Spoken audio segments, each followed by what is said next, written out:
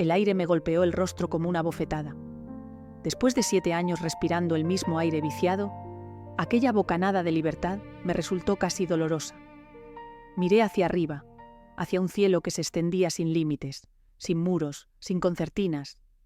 Era primavera en Madrid, pero para mí era como si hubiera despertado de un largo invierno.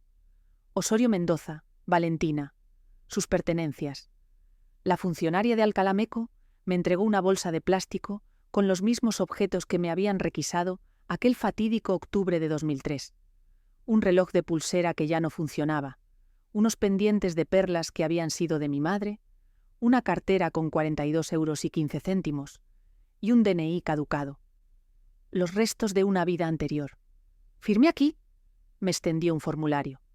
«Tiene cita con su agente de libertad condicional el lunes que viene». Asentí mecánicamente mientras garabateaba mi firma. Nadie me esperaba fuera. ¿Quién iba a estar ahí después de 7 años? Las visitas se habían ido espaciando, hasta desaparecer por completo. Los amigos, los colegas de la editorial, los vecinos, todos se habían evaporado como si nunca hubieran existido. El estigma de ser una asesina convicta era demasiado pesado para sus conciencias. «Suerte ahí fuera», dijo la funcionaria con un deje de compasión que me resultó insoportable. Me alejé del centro penitenciario con pasos inseguros. El autobús 223 me llevaría hasta Alcalá de Henares, y desde allí podría tomar un tren a Madrid. Dinero suficiente para regresar a casa, a lo que había sido mi casa. El autobús estaba lleno de personas mirando rectángulos luminosos que sostenían entre sus manos. Algunos hablaban solos, con unos pequeños aparatos colgando de sus orejas. 7 años. Solo 7 años. Y parecía que había despertado en otro planeta. Recordé las palabras de mi compañera de celda, Sonia. «El mundo va demasiado rápido, Valen. Cuando salgas, no lo reconocerás». Tenía razón. En la terminal de Atocha me quedé paralizada ante las máquinas expendedoras de billetes. Pantallas táctiles, opciones incomprensibles, ni un solo empleado a la vista. Una mujer de mediana edad notó mi confusión. «¿Necesita ayuda?» «Quiero ir a Malasaña», murmuré avergonzada. «Metrolínea 1 hasta Tribunal», señaló hacia una escalera mecánica. «Pero la tarjeta multi cuesta 2 € aparte del billete». 2 €. Euros. Cuando entré en prisión aún usábamos pesetas para las pequeñas compras cotidianas, aunque el euro ya era oficial. Ahora las pesetas eran historia, como tantas otras cosas. Malasaña me recibió irreconocible. Las calles eran las mismas, pero los comercios habían cambiado. Donde antes había una ferretería familiar, ahora había un local de hamburguesas gourmet. La antigua mercería se había transformado en una tienda de ropa vintage carísima. Adolescentes con ropa excéntrica y turistas con mochilas habían invadido el barrio de mi infancia. Mi edificio, sin embargo, seguía en pie en la calle San Vicente Ferrer. 3 plantas de ladrillo visto, balcones de hierro forjado, puerta de madera. La misma placa de latón en el portal. Edificio Osorio, 1912. Mi bisabuelo lo había construido. 3 generaciones habían nacido y muerto entre esas paredes. Yo misma había dado mis primeros pasos en el salón del 2º piso. Y ahora estaba a punto de volver a entrar. Mis llaves no funcionaron. Lógico. Llamé al timbre del 2º, mi antiguo hogar. Después de un minuto, una voz desconocida respondió. ¿Sí? Disculpe, soy Valentina Osorio. Esta era mi casa. Silencio al otro lado. Después, el zumbido de la puerta. Subí las escaleras con el corazón martilleándome en el pecho. En el 2º piso, una mujer joven, embarazada de varios meses, me observaba desde la puerta entreabierta.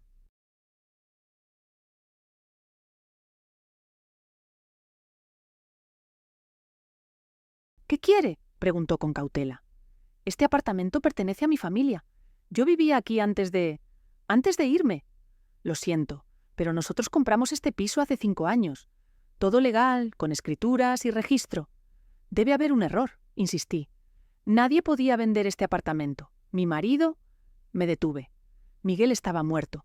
Yo lo había matado. Al menos eso decía mi condena. «Mire, no sé qué problemas tenga usted, pero le aseguro que compramos a un tal Miguel Herrero. Tenemos todos los papeles en regla». El mundo se detuvo a mi alrededor. Miguel Herrero Había vendido mi apartamento, pero eso era imposible. Miguel estaba muerto. Por eso yo había pasado 7 años en Alcalameco. ¿Podría enseñarme esos papeles? Logré articular. Carlos no está en casa, y sin él no puedo... Su rostro se ensombreció con una mezcla de miedo y sospecha. Mire, debería hablar con nuestro abogado. Cerró la puerta, mi puerta. Me quedé allí, temblando, incapaz de moverme. Si los nuevos dueños tenían papeles legales, significaba que alguien había vendido oficialmente el apartamento. Y la única persona con poderes para hacerlo, aparte de mí, era mi marido, mi difunto marido. Sin embargo, las firmas son fáciles de falsificar. Podría haber sido cualquiera, me dije. Necesitaba ver esos documentos. Necesitaba ir al registro de la propiedad. El resto del día fue un peregrinaje infructuoso por oficinas gubernamentales. En el registro civil me informaron que necesitaba actualizar mi DNI, pero para eso requería un certificado de empadronamiento. Para empadronarme necesitaba un domicilio, y para alquilar algo necesitaba un DNI válido y una nómina, un círculo vicioso kafkiano del que no podía escapar. Sin el DNI renovado, no puedo darle acceso a ningún registro, me explicó un funcionario con indiferencia burocrática. Y sin un certificado de su trabajadora social, tampoco podemos hacer excepciones. Acabo de salir de prisión, confesé, tragándome mi orgullo. Aún no he podido ver a ninguna trabajadora social.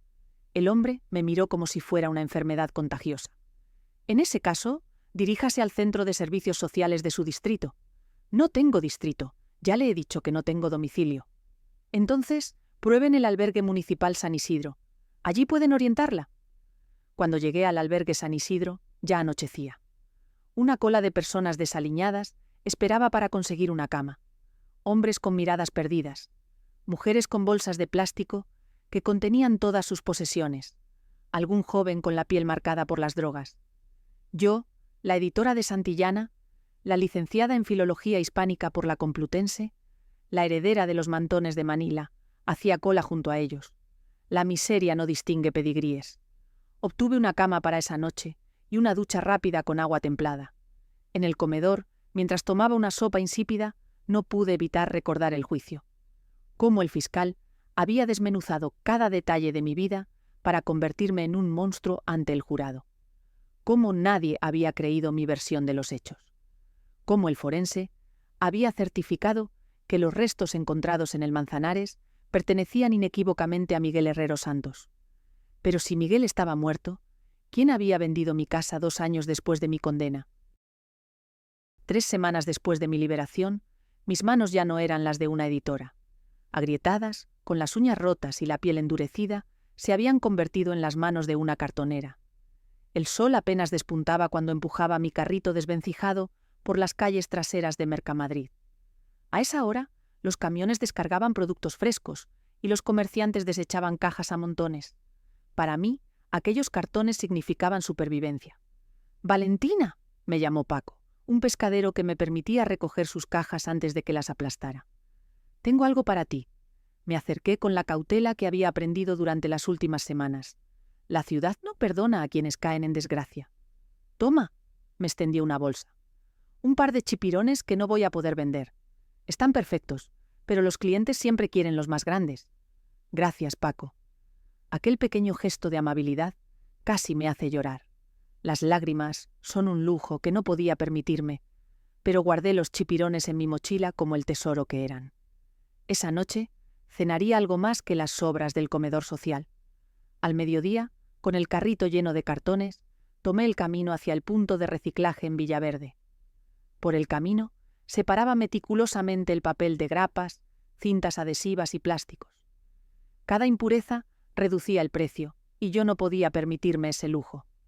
6,5 kilos, anunció el encargado después de pesar mi carga. A 20 céntimos son 1,30 €. No protesté, aunque la semana anterior pagaban a 22 céntimos. Las reglas cambiaban constantemente, siempre en mi contra. Guardé las monedas en el bolsillo interior de mi chaqueta, junto a mi pequeño tesoro. 78,45 €, ahorrados céntimo a céntimo. Cuando regresé al campamento bajo el puente de la M30, cerca de la Caja Mágica, el sol empezaba a ponerse. Una docena de chabolas improvisadas con plásticos, cartones y lonas formaban nuestro peculiar vecindario. Los olvidados de la crisis, nos llamaba algún periódico cuando se acordaban de nosotros. La crisis económica de 2008 había dejado a miles de personas en situaciones similares, y los recursos de los servicios sociales estaban completamente desbordados. «La intelectual ha vuelto», gritó el Tony al verme llegar. A sus 50 y tantos años, conservaba un espíritu que ni la calle había conseguido quebrar. «¿Qué tal la cosecha?» «1,30 €», contesté. «Y Paco me ha dado chipirones. ¡Mira qué lujo!», sonrió mostrando su dentadura incompleta. «Yo he encontrado una botella de vino casi llena en una terraza del Retiro. ¿Compartimos?». El Tony había sido albañil antes de que la burbuja inmobiliaria estallara en 2008. «De levantar edificios a vivir bajo un puente en 2 semanas», solía decir, sin perder su sonrisa.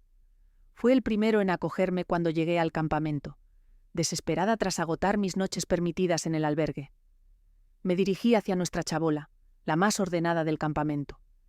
El Tony había improvisado una puerta con la tabla de una mesa, y yo había conseguido una lona impermeable para el techo.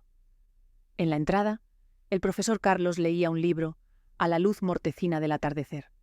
«¿Platón otra vez?», pregunté al ver la portada desgastada. «El mito de la caverna», respondió sin levantar la vista. «Nosotros somos los que vemos las sombras, Valentina. El resto del mundo vive en su realidad ilusoria de hipotecas y centros comerciales». Carlos había sido catedrático de Historia en la Universidad Autónoma. El alcohol y un divorcio devastador lo habían traído hasta aquí. Por las mañanas, cuando estaba sobrio, era el hombre más brillante que había conocido. Por las noches, cuando el vino barato hacía efecto, se convertía en una sombra amarga de sí mismo. «Me han dado chipirones», anuncié. «¿Me ayudas a prepararlos?». La rutina diaria nos mantenía cuerdos. Limpiar nuestro espacio, cocinar en el hornillo de gas, lavar la ropa en la fuente del parque cercano, dignidad en la miseria. Después de la cena, Carlos se mantenía sobrio, un pequeño milagro que agradecí. «¿Sabes qué es esto?», me preguntó mientras sacaba de su bolsillo un pequeño rectángulo negro. «Un teléfono de esos nuevos. Un smartphone, Valentina, un ordenador en miniatura. Lo encontré ayer en una papelera en Nuevos Ministerios. La batería aún funciona». Carlos me explicó con paciencia cómo funcionaba aquel aparato. Pantalla táctil, aplicaciones, GPS, cámara, internet. Un mundo entero en la palma de la mano. Me mostró cómo navegar, cómo buscar información, cómo enviar mensajes. «Esto es el futuro», dijo con la voz de profesor que a veces recuperaba. «Quien no entienda esto, quedará atrás». «Ya estamos atrás, Carlos», respondí con amargura. «Nunca es tarde para volver. Mira, la cámara funciona». Durante los días siguientes, Carlos me enseñó a manejar el teléfono mientras recorríamos la ciudad buscando Wi-Fi abierta. La droga del siglo XXI, como él la llamaba. Bibliotecas públicas, centros comerciales, cafeterías, cualquier lugar con conexión gratuita era nuestro objetivo. Fue en el centro comercial de Azca donde ocurrió. Habíamos encontrado un rincón discreto, cerca de una hamburguesería con Wi-Fi sin contraseña. Carlos me enseñaba a usar una aplicación para ver mapas, cuando accidentalmente abrí la galería de fotos. El teléfono contenía docenas de imágenes y algunos vídeos. Personas desconocidas en fiestas, paisajes, selfies de una mujer rubia, y entonces lo vi, un vídeo fechado el 15 de marzo de 2010. Mi corazón se detuvo. Miguel, mi Miguel, mi marido supuestamente muerto, aparecía sonriente, brindando con champán junto a la mujer rubia. Estaba vivo, más delgado, con el pelo más corto y unas gafas que no le conocía, pero indudablemente él. «Carlos», susurré, incapaz de articular más palabras. «Mira». Carlos observó el vídeo y después mi rostro descompuesto. «¿Lo conoces? Es mi marido, el que supuestamente maté». Sus ojos se abrieron como platos. Le conté mi historia en susurros entrecortados. Allí mismo, entre el bullicio del centro comercial. Mi matrimonio, la noche del supuesto asesinato, el juicio, la condena, todo. Con dedos temblorosos, revisamos el resto del contenido. Más fotos de Miguel y la mujer rubia. Y entonces, Carlos encontró algo más. «Mira los metadatos de las fotos», explicó mientras tocaba la pantalla. «La ubicación está activada. Este vídeo se grabó en el Hotel Villamagna. ¿Dónde es eso? En el Paseo de la Castellana, uno de los hoteles más lujosos de Madrid. La rabia, el dolor y una extraña sensación de vindicación me invadieron. No estaba loca, no era una asesina. Miguel estaba vivo, viviendo a cuerpo de rey mientras yo recogía cartones bajo un puente. «Tenemos que ir a la policía», dije poniéndome de pie. Carlos me tomó del brazo, obligándome a sentarme de nuevo. «Piensa, Valentina, ¿qué les vas a decir? ¿Que encontramos un móvil en la basura con un vídeo de tu marido muerto? ¿Que vives en un campamento ilegal?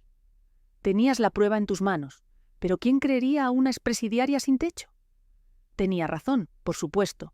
La justicia no estaba diseñada para personas como nosotros. Necesitaba un plan mejor que presentarme en una comisaría pidiendo que reabrieran mi caso, basándose en un vídeo encontrado en un teléfono robado. «Entonces, ¿qué hago?», pregunté con desesperación. «Primero, guardar esto». Carlos sacó de su mochila un cable y conectó el teléfono a una batería portátil que había rescatado de alguna parte. Y después, investigar. Si está en el Villamagna, es que tiene dinero. Mucho dinero. Tu dinero, probablemente. Asentí mientras las piezas encajaban en mi mente. El apartamento vendido, los mantones de Manila, valorados en miles de euros. Mi vida entera, robada por un hombre que se suponía que amaba. «Te ayudaremos», afirmó Carlos con una determinación que no le había visto antes. «Tony tiene contactos por toda la ciudad. Yo tengo conocimientos. ¿Y tú, Valentina, tienes algo más valioso?» «¿Qué?» «La verdad. Y ahora, también la prueba». Esa noche, sentada junto a la hoguera improvisada en nuestro campamento, con el teléfono guardado como un tesoro en el bolsillo interior de mi chaqueta, los recuerdos me asaltaron con una claridad dolorosa. Carlos y el Tony me escuchaban en silencio mientras desentrañaba el elaborado engaño que había destruido mi vida. Todo comenzó un lluvioso octubre de 1995. Yo tenía 32 años y una vida perfectamente ordenada, un trabajo como editora en Santillana, un apartamento familiar en Malasaña y unos padres que me adoraban, hasta que sonó el teléfono a las 3 de la madrugada. «Señorita Osorio Mendoza, llamamos de la Guardia Civil de Ocaña». Sus palabras aún resuenan en mi cabeza con nitidez. Un camión había invadido el carril contrario en el kilómetro 127 de la A4. El Renault 21 de mis padres quedó aplastado contra el guardarraíl. «Muerte instantánea», me dijeron, como si eso fuera algún tipo de consuelo.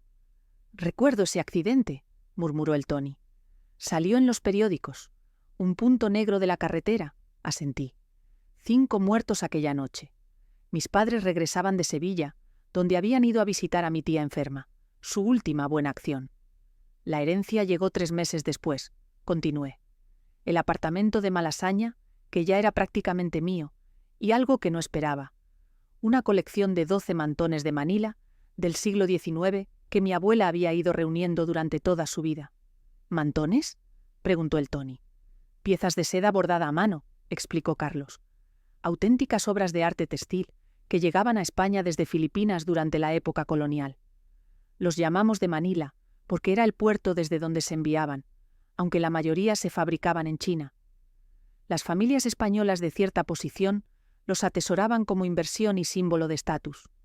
Algunas piezas, especialmente las anteriores a 1900, son verdaderas reliquias históricas. La tasación de Sotheby's valoró la colección de mi abuela en 85.000 euros, añadí, algunas piezas más que otras, dependiendo de su estado de conservación y rareza del bordado.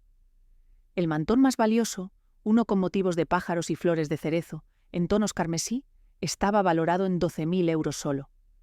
El apartamento, unos 170.000 euros en aquel momento, aunque con la burbuja inmobiliaria, llegó a valer mucho más antes de la crisis.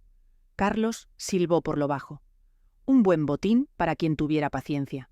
Y alguien la tuvo. Su nombre era Miguel Herrero Santos, aunque ahora sé que probablemente ni siquiera ese era su verdadero nombre. Lo conocí un domingo de mayo de 1997 en El Rastro. Yo buscaba una edición antigua de Federico García Lorca, una forma de ocupar los domingos solitarios. Él estaba en un puesto de libros, sosteniendo precisamente una primera edición de Romancero gitano. «Busca a un poeta que entendía el alma española», me dijo sin presentarse. «Eso habla bien de usted. Era atractivo de una forma no convencional. No guapo, pero sí interesante. Ojos inteligentes, manos expresivas, sonrisa contenida. Vestía con sencilla elegancia. Pantalones de lino, camisa blanca, un chaleco azul oscuro que le daba un aire de profesor universitario. Me invitó a un café. Hablamos durante horas de literatura, arte, música. Parecía entender perfectamente mi soledad, mis gustos, mis anhelos. Ahora sé por qué. Me había estudiado cuidadosamente. Sabía quién era yo antes de encontrarnos casualmente. Un depredador que selecciona a su presa, murmuró Carlos. Exacto, confirmé. Durante 6 meses me cortejó con una paciencia infinita. Nunca presionó, nunca mostró demasiado interés en mi situación económica. Se presentaba como un galerista de arte modesto pero apasionado. Tenía conocimientos superficiales pero convincentes sobre restauración, pintura, textiles antiguos. Lo suficiente para impresionar a una mujer educada, añadió Carlos. Suficiente para enamorarme, admití con amargura. Me casé con él en la primavera de 1998. Una ceremonia pequeña, solo algunos amigos míos. Él dijo que era huérfano, criado por unos tíos ya fallecidos en Segovia. No tenía familia que invitar. Los 4 años siguientes fueron aparentemente felices. Miguel era atento, cariñoso, comprensivo. Administraba nuestras finanzas con prudencia. Sugirió que no vendiéramos los mantones. Son tu herencia familiar, parte de tu historia, decía con fingida emoción. Los mantuvimos guardados en una caja fuerte en el banco. Lo único que nublaba nuestra felicidad era mi aparente infertilidad. Después de 2 años intentándolo, Miguel sugirió que visitara a un especialista. El diagnóstico fue vago. Factores hormonales complejos. Me recetaron tratamientos que no funcionaban. Tomaba unas vitaminas que Miguel me compraba en una farmacia especializada. Expliqué, entendiendo ahora la estrategia. Anticonceptivos disimulados. Nunca podría quedar embarazada mientras los tomara. ¿Por qué evitar un embarazo?, preguntó el Tony. Los hijos complican las estafas, respondió Carlos antes que yo. Un hijo habría significado más testigos, más complicaciones legales en caso de fallecimiento, herencias más complejas y más lazos emocionales, añadí. Miguel necesitaba que yo estuviera centrada en él, dependiente emocionalmente de él. Todo se desmoronó en septiembre de 2003. Un mensaje de texto que no estaba destinado a mí llegó a mi teléfono por error, mientras Miguel se duchaba. Todo preparado para el 15O. R tiene el certificado listo, solo falta el accidente. ¿Aún conservas la llave de la caja fuerte? ¿Qué hiciste?, preguntó Carlos. Lo que cualquier esposa haría, fingir que no había visto nada mientras investigaba en secreto. Durante las siguientes semanas descubrí una red de mentiras. Las llamadas a horas extrañas, documentos falsos ocultos en su despacho, recibos de un apartamento en Valencia que yo desconocía, y lo peor, un frasco de somníferos potentes escondido en su neceser de viaje. El 15 de octubre de 2003 llegó demasiado pronto. Preparé una cena especial, como siempre hacía en nuestro aniversario mensual. Miguel trajo una botella de vino tinto que descorchó con ceremonia. Lo observé mientras servía las copas, notando cómo echaba algo en la mía cuando creyó que no miraba. Bebí apenas un sorbo y fingí sentirme mareada. Después simulé desmayarme. Quería ver hasta dónde llegaba. Mi voz se quebró al recordar lo que sucedió después. Miguel esperó unos minutos, comprobó mi pulso y respiración, y después respiré hondo. Cogió una almohada y la colocó sobre mi cara. Presionó con fuerza. Si realmente hubiera estado inconsciente, habría muerto asfixiada. El Tony soltó una maldición. Carlos me apretó la mano. Logré escapar en el último momento. Lo empujé con todas mis fuerzas y salí corriendo del apartamento. Fui directamente a la comisaría de la calle Luna. Denuncié el intento de asesinato. Les conté sobre las llamadas, los mensajes, las sospechas. Me tomaron declaración, pero pude ver en sus ojos que no me creían del todo. 2 días después, un cadáver apareció en el Manzanares. Un hombre de complexión similar a Miguel, con la cara y las manos parcialmente destruidas, pero con la cartera y el reloj de mi marido. La ropa era suya también. La policía determinó que había sido asesinado. «Y te acusaron a ti», concluyó Carlos. Tenía el móvil perfecto. Una esposa que había denunciado a su marido por intento de asesinato 2 días antes. Las evidencias circunstanciales eran abrumadoras. Mis huellas en el cuchillo de cocina, que supuestamente se usó para apuñalarlo antes de arrojarlo al río. Restos de sangre en el baño de casa que no pude explicar. La ausencia de coartada para la noche del crimen. El juicio fue rápido y devastador.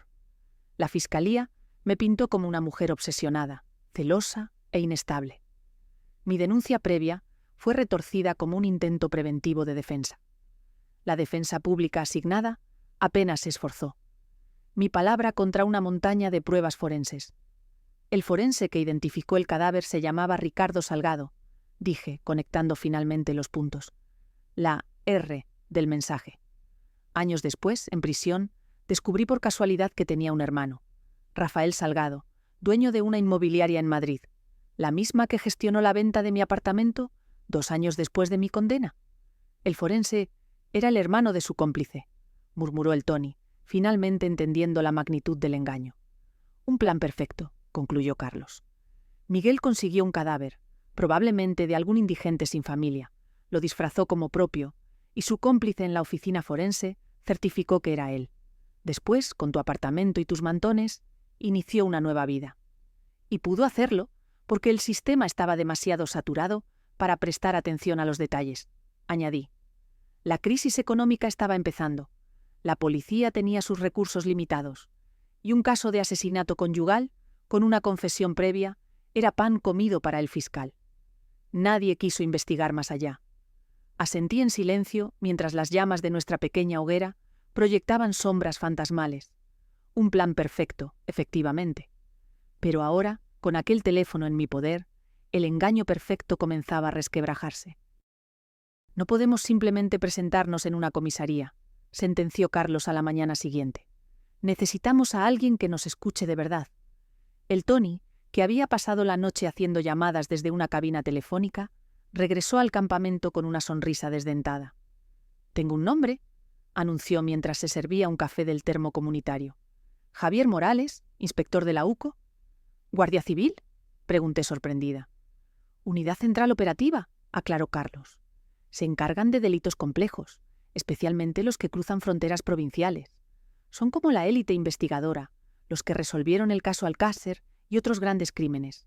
Si alguien puede ayudarnos con un caso donde hay documentación falsificada, identidades múltiples y posible corrupción policial, son ellos». El Tony bebió su café con satisfacción. «Mi sobrino trabaja de administrativo en la Dirección General. Dice que este Morales es un tipo honrado, obsesionado con la justicia. Y lo mejor, tiene una motivación personal contra los sistemas corruptos. Su mujer murió por negligencia médica hace 3 años, cuando el hospital público estaba colapsado por los recortes. El médico responsable nunca fue sancionado gracias a sus contactos. Aquella misma tarde, el Tony me acompañó hasta un modesto bar cerca de las ventas. El inspector Morales ya estaba allí, ocupando una mesa en el rincón más discreto. No era como me lo había imaginado, ni el típico policía corpulento, ni el detective cínico de las novelas. Era un hombre delgado, de unos 45 años, con el pelo canoso prematuramente y ojos que hablaban de demasiadas noches sin dormir. «Usted debe ser Valentina Osorio», dijo sin levantarse, evaluándome con mirada profesional. «Antonio me ha contado una historia bastante inverosímil». «Le aseguro que es más inverosímil vivirla que contarla», respondí, sentándome frente a él. Durante la siguiente hora le narré mi historia. El matrimonio, la estafa, el intento de asesinato, la condena injusta, el descubrimiento del vídeo. Morales escuchó sin interrumpir, tomando ocasionales notas en una libreta gastada. Su rostro no revelaba ninguna emoción. «¿Y dice que tiene este teléfono con un vídeo?», preguntó finalmente. Saqué el Samsung y se lo entregué. Morales lo examinó y localizó el vídeo del 15 de marzo.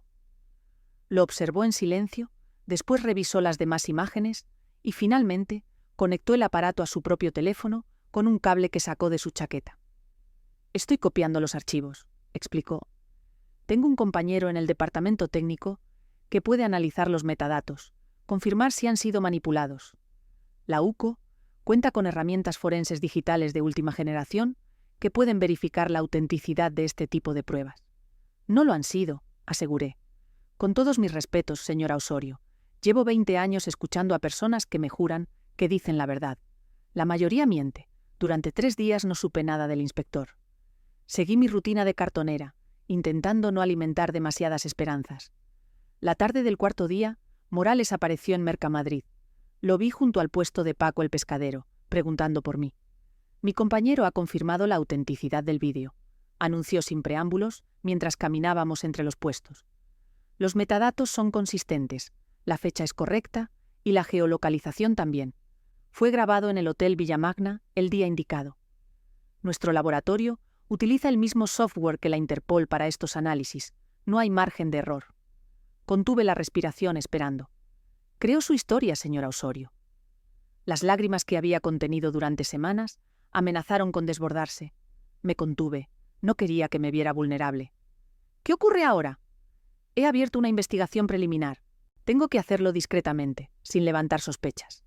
Si su marido tiene cómplices en la policía o en el sistema judicial, los tiene, afirmé. Entonces debo ser extremadamente cauteloso, continuó. He estado revisando casos similares. Mujeres solitarias con bienes sustanciales que sufren accidentes o desaparecen después de relaciones breves pero intensas con hombres que luego se esfuman. Es un patrón que lamentablemente quedó parcialmente desatendido durante los años de la crisis, cuando todos los recursos se destinaban a casos de corrupción y estafa inmobiliaria a gran escala. Morales me condujo hasta su coche, un Seat León gris aparcado en una calle lateral. En el asiento trasero había carpetas y expedientes. «He encontrado algo en Valencia», dijo mientras extraía unas fotografías. «¿Reconoce a este hombre?» La imagen mostraba a Miguel, con el pelo teñido de un castaño más claro y unas gafas de montura fina, en lo que parecía una gala benéfica. Junto a él, una mujer mayor y elegante sonreía a la cámara. «¿Es él?», confirmé. «¿Quién es la mujer?»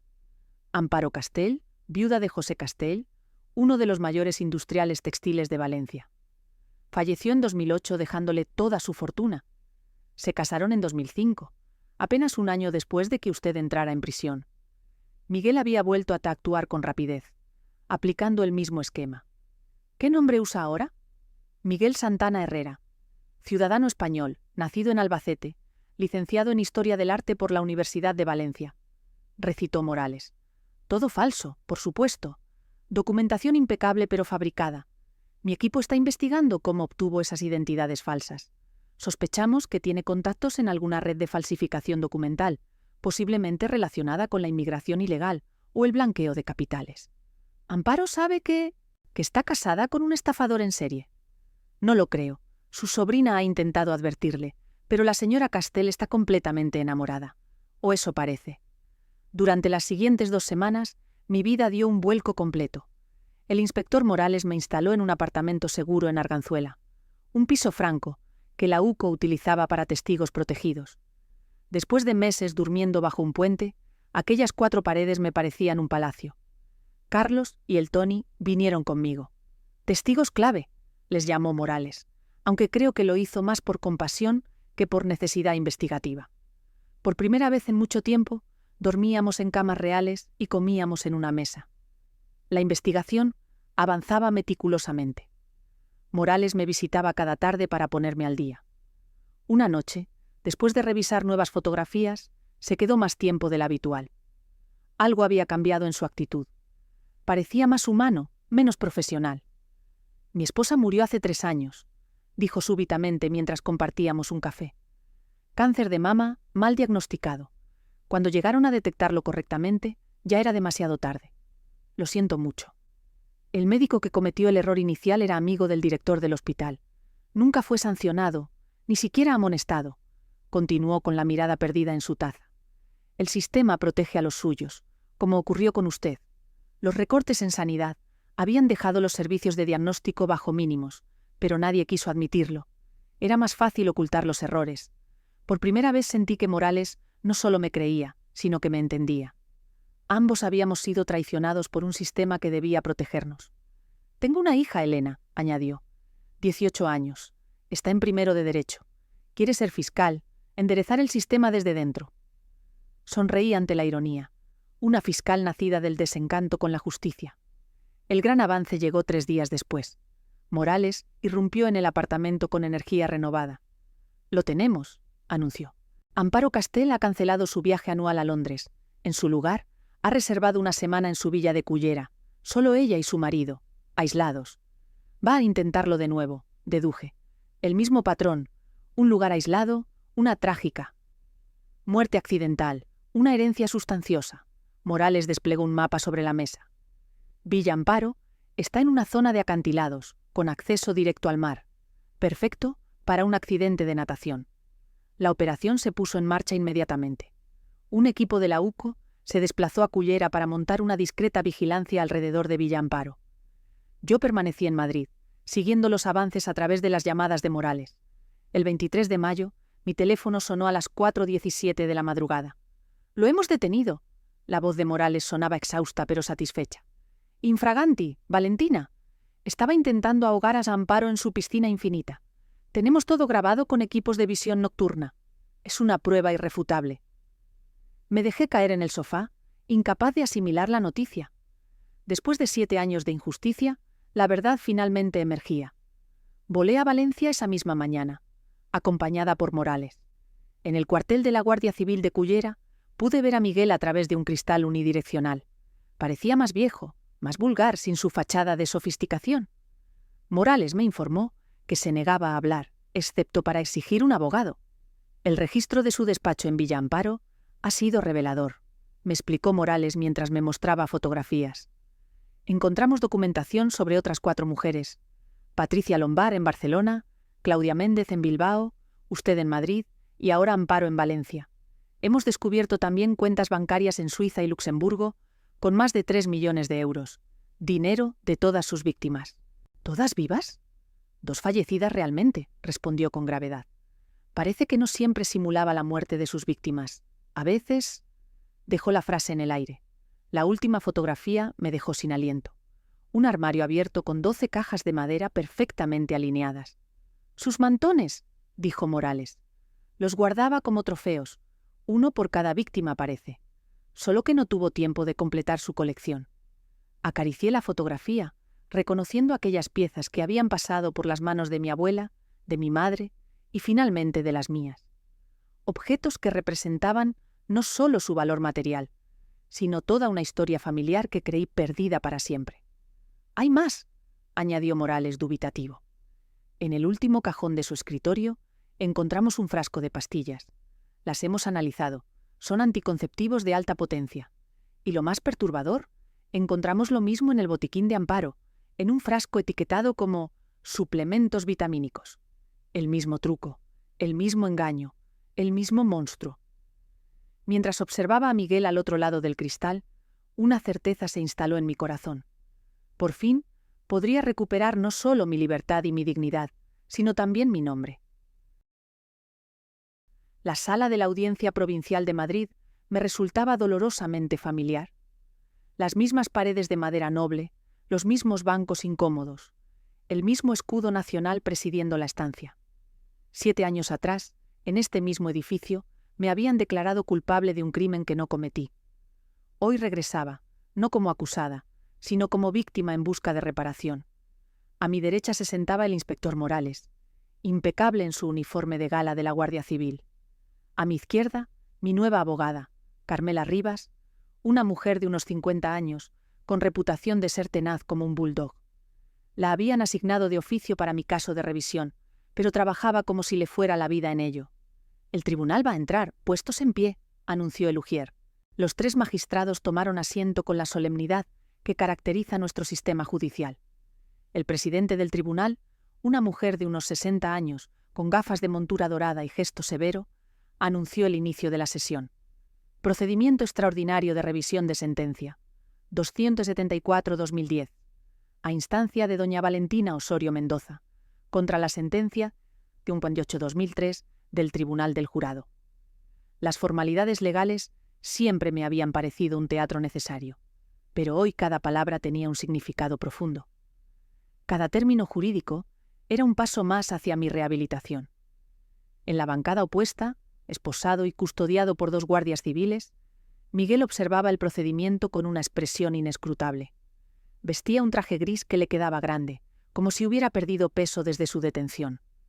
Nuestras miradas se cruzaron un instante y sentí un escalofrío. Ya no quedaba nada del hombre del que me enamoré, si es que alguna vez existió realmente. La presentación de pruebas fue exhaustiva. El vídeo del móvil Samsung, los documentos falsos encontrados en Villa Amparo, las pastillas anticonceptivas etiquetadas como vitaminas, los informes forenses que demostraban que el cadáver identificado como Miguel en 2003 pertenecía en realidad a un indigente no identificado. Y lo más determinante, el testimonio del doctor Ricardo Salgado, hermano del cómplice inmobiliario, que finalmente confesó la falsificación del informe de autopsia a cambio de una reducción en su propia condena. Cuando llamaron a Miguel a declarar, se produjo un silencio sepulcral en la sala. Su abogado, un hombre joven con aspecto nervioso, le susurró algo al oído antes de que se levantara. «Señor Herrero Santos, o Santana Herrera, o como quiera que se llame realmente», comenzó la magistrada presidente. «Se enfrenta a cargos gravísimos. Esta es su oportunidad de declarar». Miguel carraspeó antes de hablar. Su voz sonaba más ronca de lo que recordaba. «Admito los hechos relacionados con la estafa», dijo mirando a su abogado. «Manipulé documentos, falsifiqué identidades y me apropié indebidamente de bienes ajenos». «¿Y los intentos de asesinato?», presionó la fiscal. «Nunca tuve intención real de matar a nadie», respondió con una calma que me heló la sangre. «El montaje del Manzanares fue para escapar de mis acreedores. En cuanto a Amparo Castel, fue un accidente. Estábamos nadando y ella tuvo un calambre. Mentiras, más mentiras. Incluso acorralado, seguía mintiendo. El testimonio de Amparo Castel fue devastador para la defensa de Miguel. Aún convaleciente, declaró por videoconferencia desde una clínica de Valencia. «Me drogaba sistemáticamente», afirmó con voz temblorosa pero firme. «Encontré pastillas molidas en mi té de la noche. Cuando confronté a Miguel, se volvió violento. Esa noche en la piscina, sabía perfectamente lo que hacía. Me estaba ahogando, mirándome a los ojos mientras lo hacía. Su testimonio coincidía punto por punto con mi experiencia. El cortejo, las atenciones, la administración de medicamentos ocultos, el aislamiento progresivo, el intento final. Durante 3 días, el juicio expuso meticulosamente cada detalle del elaborado engaño. Los investigadores de la UCO habían realizado un trabajo impecable, dejando pocas dudas sobre la culpabilidad de Miguel. El último día, antes de que el tribunal se retirara a deliberar, el presidente ofreció a Miguel la oportunidad de unas palabras finales. Se puso en pie lentamente y, para mi sorpresa, se giró hacia mí. «Valentina, sé que nada de lo que diga cambiará lo que hice», comenzó con una voz que intentaba sonar sincera. «Pero quiero que sepas que lo siento. No eras tú, era yo. Mi ambición, mis problemas. Te pido perdón». Un murmullo recorrió la sala. ¿Era sincero? ¿Otro truco? ¿Un intento desesperado de conseguir una sentencia más benévola? No lo sabía, ni me importaba. La magistrada me miró, permitiéndome responder si lo deseaba. Me puse de pie, consciente de que todas las miradas estaban fijas en mí. «Miguel, pasé 7 años en prisión por tu culpa», dije con una calma que me sorprendió a mí misma. «Perdí mi casa, mi carrera, mi dignidad. Tu perdón no cambia nada de eso. No lo acepto ni lo rechazo. Simplemente ya no significa nada para mí». Me senté de nuevo, sintiendo una extraña paz interior. Por primera vez desde que todo comenzó, no sentía rabia, ni dolor, ni deseos de venganza. Solo indiferencia hacia el hombre que había destrozado mi vida. La sentencia llegó al día siguiente. 15 años de prisión para Miguel, por estafa agravada y 2 tentativas de homicidio. El tribunal también ordenó la anulación inmediata de mi condena previa y la restitución completa de mis derechos civiles. La señora Osorio Mendoza tiene derecho a una indemnización por el tiempo indebidamente pasado en prisión, leyó la magistrada. Dada la gravedad excepcional del caso, donde se ha demostrado no solo la ausencia del delito imputado, sino también la manipulación fraudulenta de pruebas forenses y la existencia de un complot criminal, el tribunal considera procedente una compensación extraordinaria. Conforme a los baremos aplicables y las circunstancias particulares, la cantidad se establece en 126.000 euros, considerando la totalidad del perjuicio sufrido durante los 7 años de privación injusta de libertad. También se ordenó la devolución de mi apartamento en Malasaña, previa indemnización a sus actuales propietarios, que habían adquirido el inmueble de buena fe. Los 11 mantones de Manila, recuperados en Villa Amparo, uno se había perdido en algún momento, volverían igualmente a mi poder. Al salir de la sala, una batería de flashes me cegó momentáneamente. Periodistas de El País, La Vanguardia, El Mundo y otras publicaciones se agolpaban en el pasillo. ¿Cómo se siente tras la sentencia, señora Osorio? ¿Qué piensa hacer ahora? ¿Cree que se ha hecho justicia completa? Morales me tomó del brazo y me condujo a través de la multitud, sirviendo de escudo humano contra la avalancha mediática. En el coche, ya a salvo de las cámaras, me permitió llorar por primera vez. Es normal, me consoló. La adrenalina del juicio, la tensión. Ahora viene la bajada. No sé si son lágrimas de alegría o de dolor, confesé. Probablemente ambas, respondió con una media sonrisa. La justicia es lenta, pero a veces llega. Los días siguientes pasaron en una nebulosa de trámites administrativos y apariciones en prensa. Mi caso generó un debate nacional sobre los errores judiciales y la necesidad de reforzar las garantías procesales. El defensor del pueblo anunció una investigación sobre otros posibles casos similares. Carlos y el Tony seguían hospedados en el piso Franco, ahora convertido en una especie de cuartel general, mientras reorganizábamos nuestras vidas. Una tarde, mientras revisábamos los periódicos con mi historia en portada, el Tony hizo una pregunta que me tomó por sorpresa. ¿Y ahora qué, Valentina? ¿Qué vas a hacer con tu vida? Me quedé en silencio, contemplando la pregunta. Durante 7 años en prisión y después en las calles, mi único pensamiento había sido sobrevivir un día más. Después, encontrar a Miguel y demostrar mi inocencia. Ahora que lo había conseguido, me enfrentaba a un futuro completamente abierto. No lo sé, respondí con sinceridad. Supongo que reconstruir lo que pueda, paso a paso. Morales, que nos visitaba casi a diario, esbozó una sonrisa. Tiene todo el tiempo del mundo, Valentina, y ahora también los recursos. El ayuntamiento tiene un programa de reinserción para exreclusos, con casos de error judicial. Podrían ayudarle con formación y asistencia para volver a integrarse. Miré por la ventana, hacia el Madrid primaveral que se extendía ante mí. Por primera vez en años, el futuro parecía posible. El tiempo tiene una extraña cualidad curativa. 6 meses pueden parecer un suspiro, o una eternidad, dependiendo de cómo los vivas. Para mí, los 6 meses transcurridos desde el juicio habían sido un renacimiento. Mi apartamento familiar en Malasaña volvía a ser mío. Tras la compra-venta negociada con los anteriores propietarios, una joven pareja que entendió mi situación con una compasión que agradecí profundamente, había dedicado semanas a devolverle su antiguo esplendor, pero con un toque renovado. Las paredes, antes de un beige neutro que Miguel prefería, ahora lucían colores cálidos, un terracota suave en el salón, un azul cielo en el dormitorio. Los muebles pesados y oscuros que él había elegido fueron reemplazados por piezas más ligeras y luminosas. Era mi espacio, solo mío, aunque no del todo. La habitación que antes servía de despacho se había transformado en un pequeño pero eficiente taller de restauración textil. Hilos del tiempo, decía el discreto letrero de madera tallada que colgaba en la puerta principal.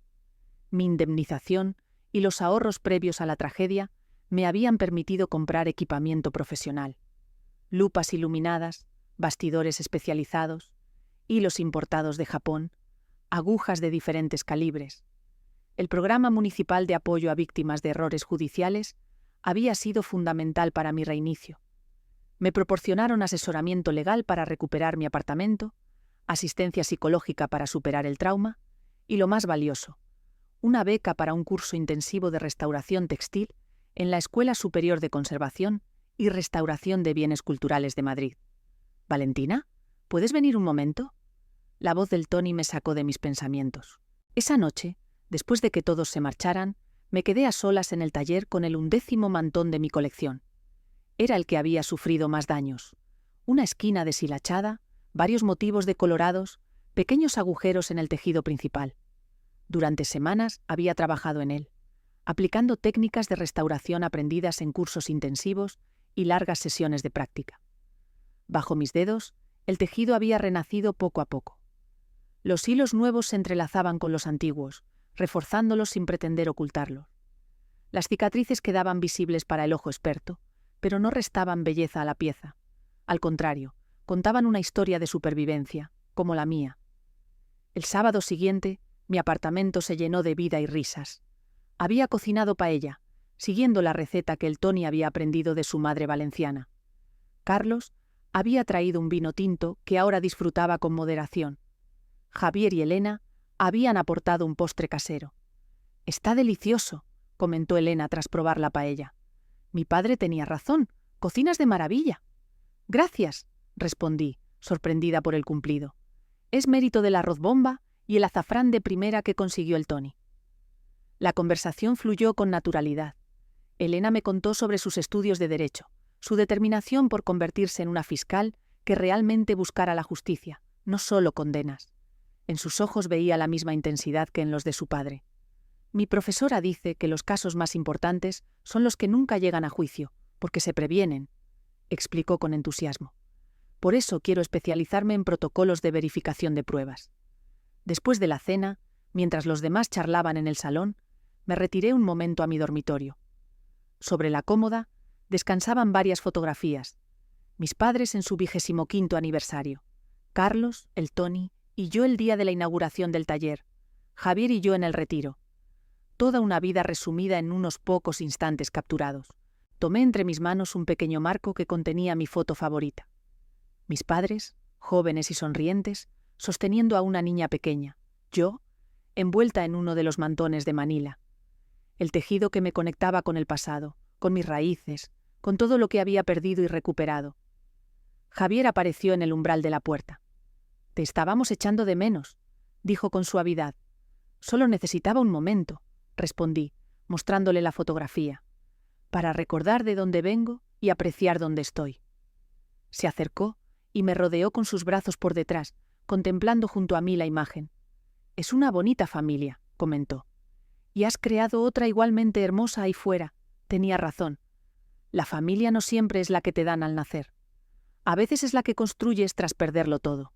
El Tony, Carlos y quizás algún día Javier y Elena. Personas unidas no por la sangre, sino por lazos igualmente fuertes. Regresamos al salón donde los demás nos esperaban. Carlos explicaba entusiasmado un nuevo método de conservación textil a Elena, que escuchaba con genuino interés.